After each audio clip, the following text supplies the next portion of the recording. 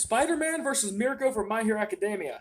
Now, I'm going to give this victory to Spider-Man, but I know for a fact that this fight is going to be absolute hell for Peter. Before I continue, I am going to be mentioning spoilers from the war arc involving Mirko. So obviously that means if you don't want to be spoiled, please scroll away. I'm going to say this, Mirko is one of the most badass characters in the entirety of My Hero Academia.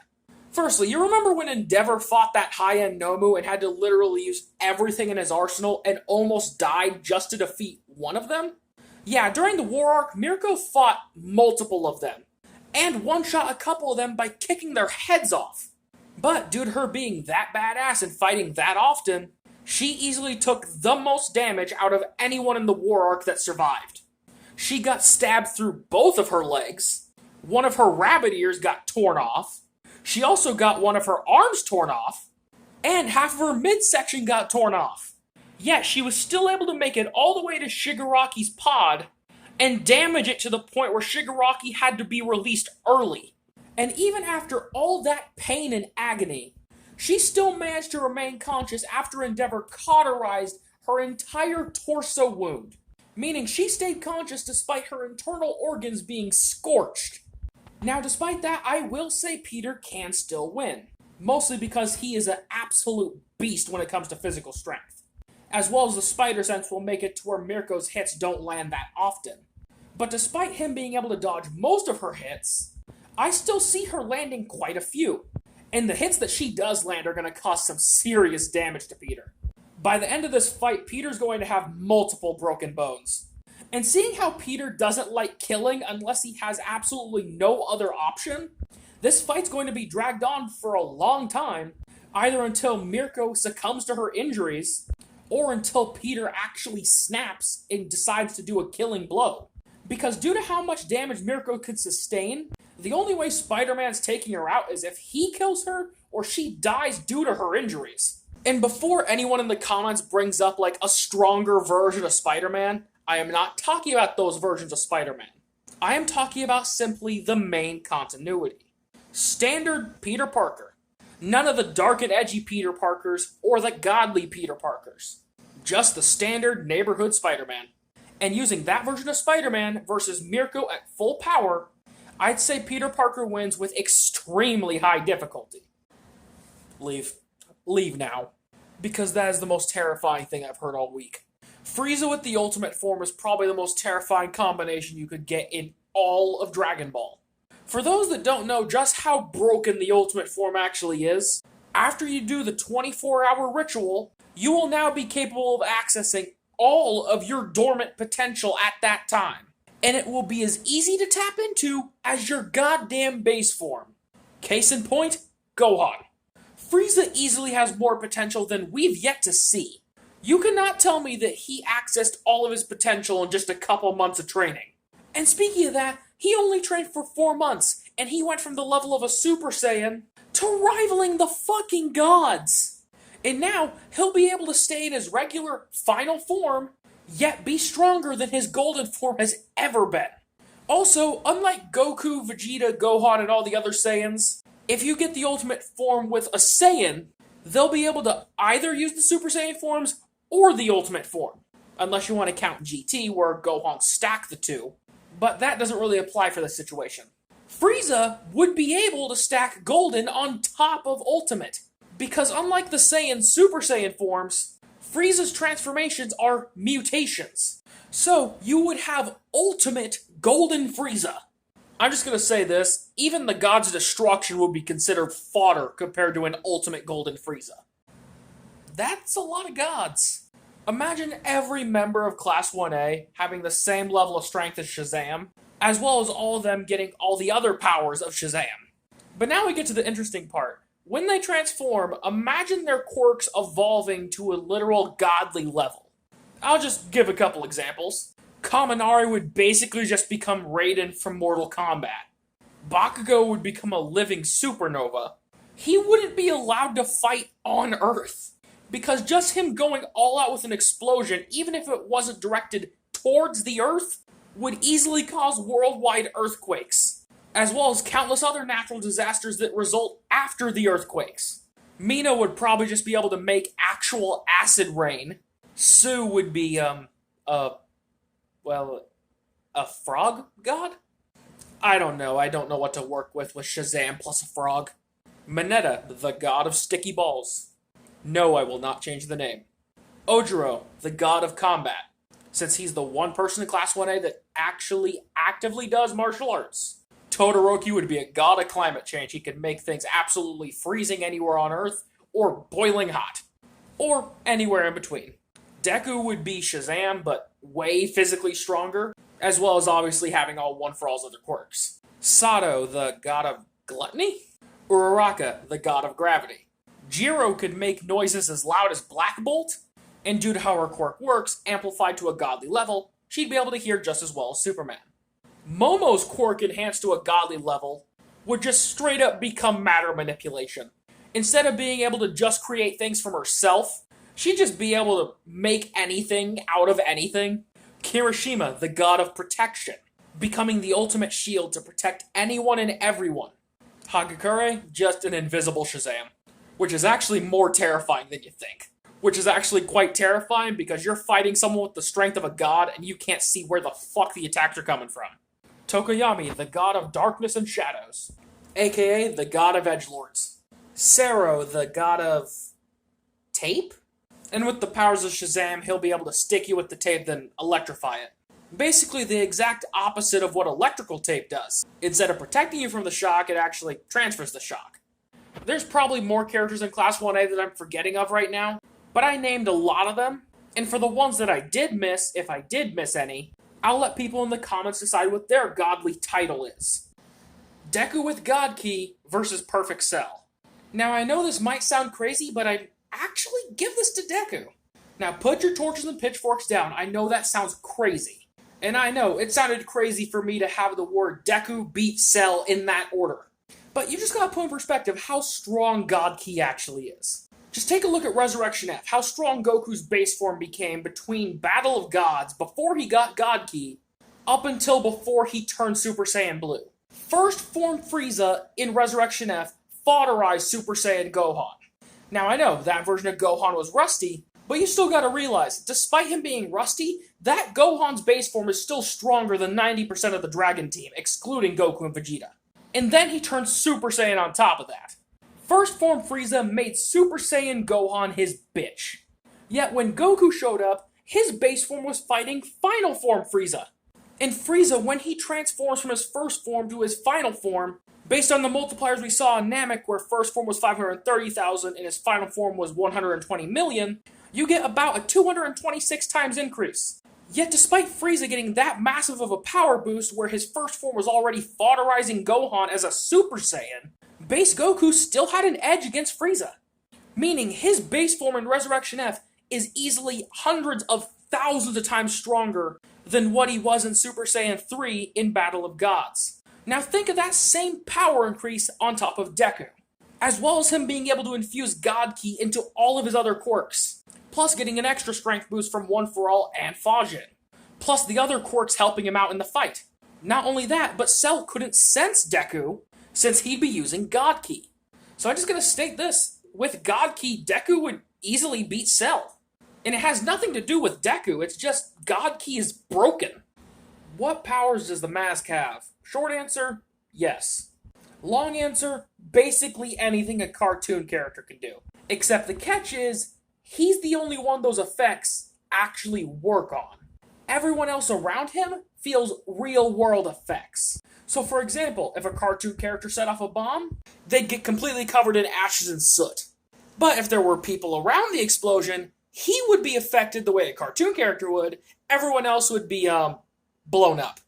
If you want to know the true gory extents of it, just search it up on Google. And trust me, it is really fucking gory. The mask is basically what would happen if Bugs Bunny turned into a serial killer. And yes, it is as scary as it sounds. That's honestly terrifying. Lee getting the same level of growth as Saitama with his training. Now we gotta put in perspective, Saitama trained for only a couple years and went from the level of a regular human to being able to casually part the clouds over a portion of the earth. And it was stated that he was still holding back when he did that.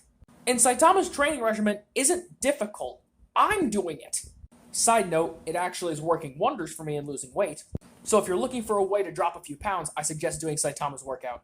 Now back to the main topic. Lee, if he were able to get the same amount of growth as Saitama did within those 3 years of time, except scaled up due to Lee's training being far more intense, he would literally be a taijutsu god. And I don't mean god as in just he's really strong. People would think he is an actual god.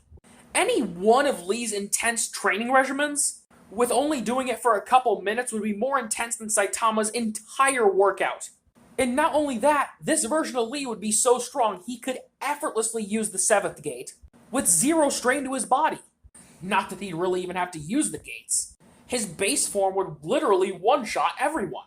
He'd be faster and stronger than literally everyone in his verse. I could just imagine the fight with any of the Otsutsuki members versus Lee. I've come here to stop you. No chakra-based attacks could affect us, we'll just absorb them. You're only wasting your time. I don't need jutsus, I'm just gonna beat the shit out of you.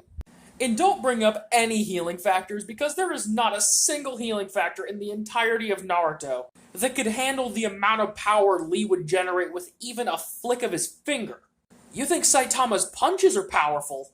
With how intense Lee trains, and with him training for far longer than Saitama did, he could just do what Deku does and flick the air, and the force from that flick would likely kill anyone in the Naruto-verse. I knew this question was going to come back eventually. Somehow I'm still never prepared to answer it. The whole Goku vs. Superman question is easily the hardest versus debate to ever answer. And I'm not saying this because every version is close in power to each other. Not that. It's that people never specify which versions of which character we're using. Because there are plenty of versions of Goku that destroy Superman. There are plenty of versions of Superman that destroy Goku. So the fight entirely depends on which version of each character is going to be in this battle. For example, if you put fucking Comp Goku against Smallville Superman, obviously Goku fucking bitch slaps him. But if you put Goku from day 1 of original Dragon Ball up against Cosmic Armor Superman, obviously Superman wins.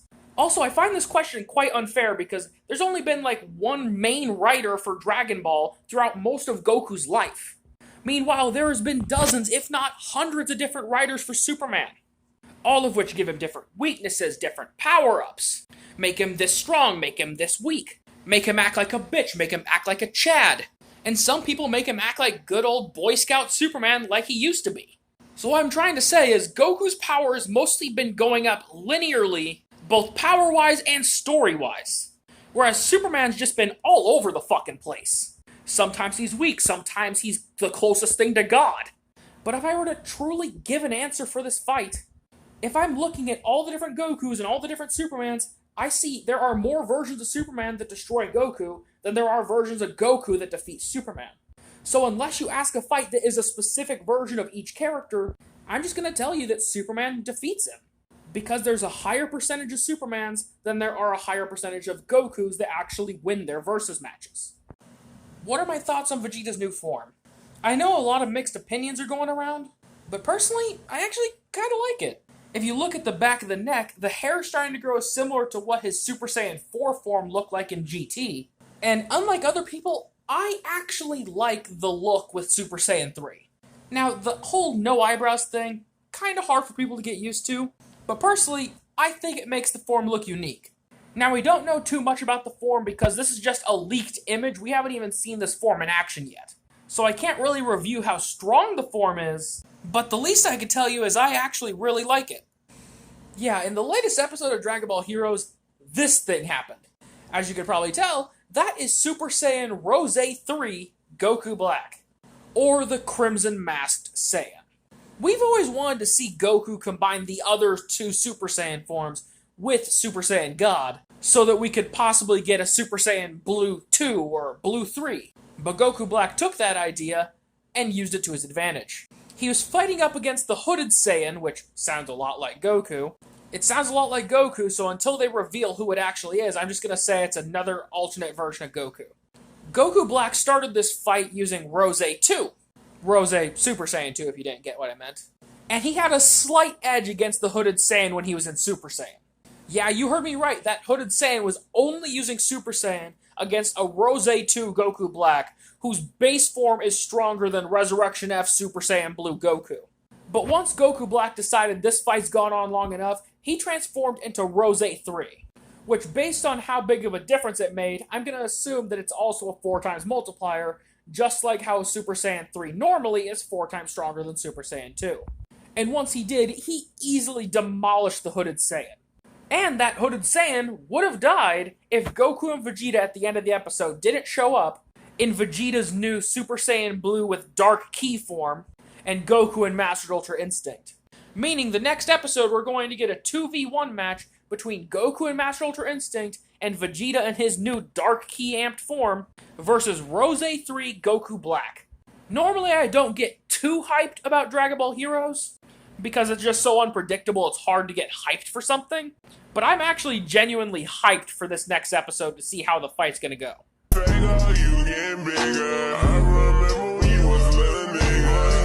This answer is so easy.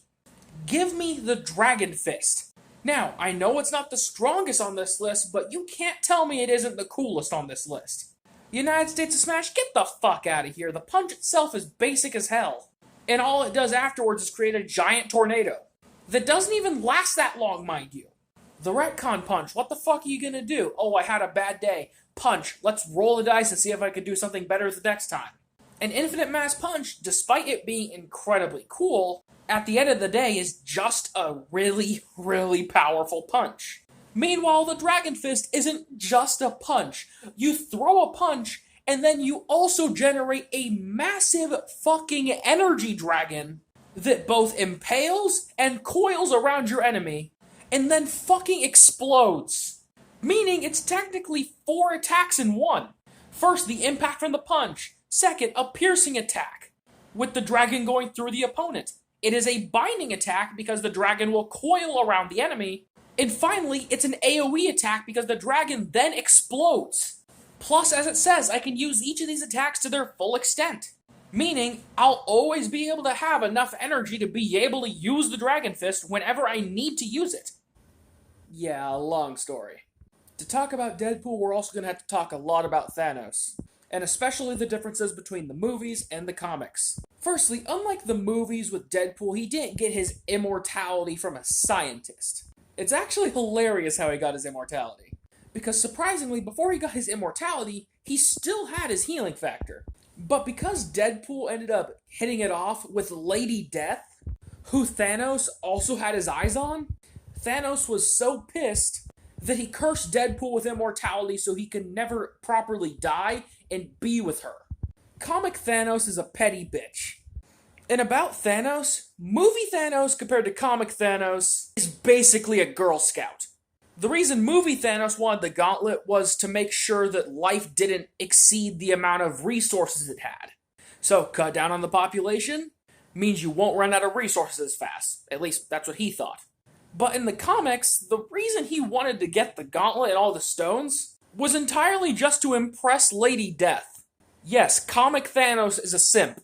But what's hilarious is once he did get the gauntlet, he realized he was just so much more powerful than Death, he just didn't care about her anymore. Also, another thing about comic Thanos, and I'm actually glad they changed Thanos in the movies, not because of Thanos himself, but because I could not stand to see the MCU characters die as brutally as they did in the comics. Especially Iron Man. If you thought his death in an Endgame was sad, compare that to how Thanos killed him in the comics, where he literally tore him in half. If movie Thanos had been a one-to-one example of comic Thanos, then Infinity War and Endgame would have easily been rated M for mature. Because the amount of blood, guts, and gore that would have occurred in both of those movies would have made any casual fan probably throw up. So despite the flaws the MCU might have, at least in the opinion of comic book fans, you gotta realize, not everyone could handle just how brutal comic Thanos actually is.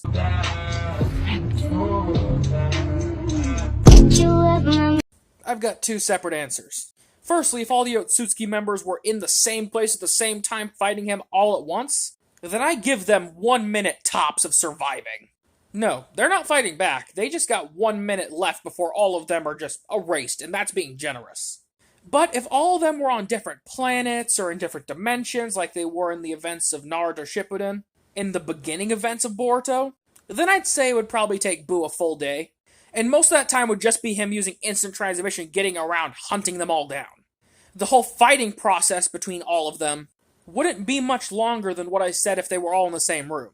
Honestly, I don't even think he'd waste his time fighting them. He'd probably just turn them all into candy, so the long and tedious process wasn't all a waste of his time. A video game decision that was supposed to be super difficult was actually really easy. Deciding whose side you're going to pick between Batman and Superman in Injustice 2.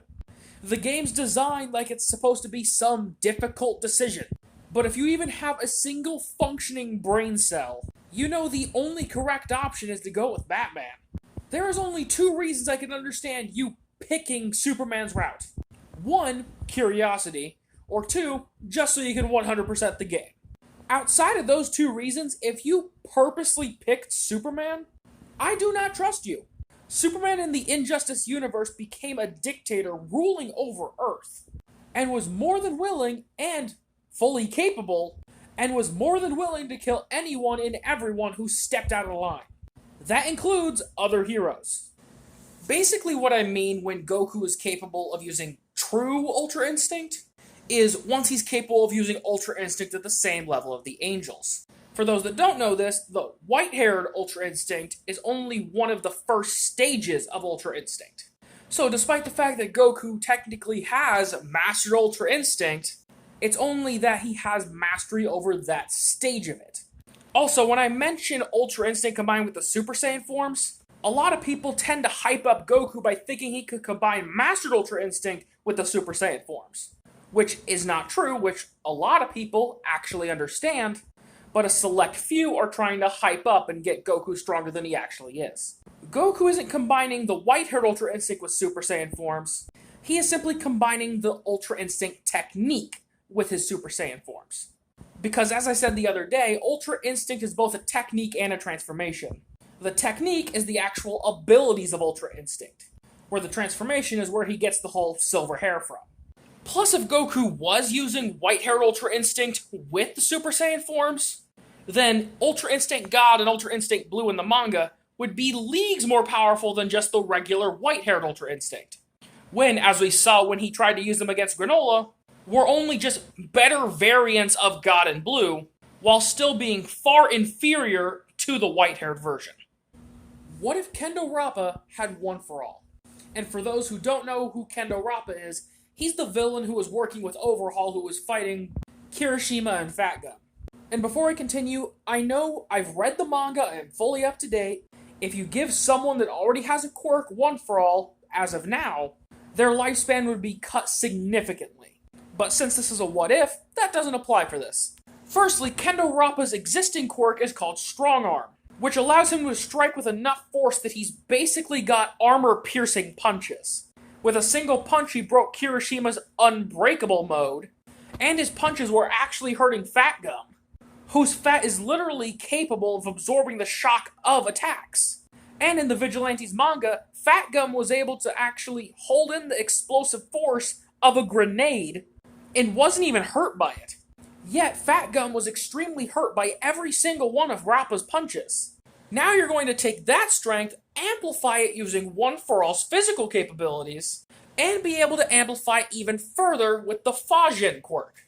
Basically meaning Rappa's rapid-fire punches while using One for All and Fajin would be the equivalent of a minigun shooting nuclear warheads. Not only that, but he'd also be able to be stealthy using Smokescreen. You'd never be able to sneak up on him due to danger sense, meaning your odds of getting a lucky shot are slim to none. And good luck trying to escape him or fight him from a distance, because with the combination of Float and Black Whip, it wouldn't matter if you could fly, he can chase after you even through the air, and keeping a distance from him is also going to be difficult because he could just drag you back in with Black Whip, and then just go all Star Platinum on you and beat the ever-living shit out of you. But honestly, he really wouldn't need to use his rapid-fire punches on anyone in the verse that we've seen so far, because as I mentioned, his quirk already is powerful, so if you combine that, One for All's stockpiling strength and speed, plus Fajin's amplification, basically everyone would be speed blitzed in one shot. And since the One for All quirk gets stronger with every generation, even Prime All Might would not be able to beat Rappa with One for All and all of its quirks. Honestly, their only chance would be if you had Prime All Might and Prime All for One teaming up. And even then, I don't see them being able to take down Rappa easily.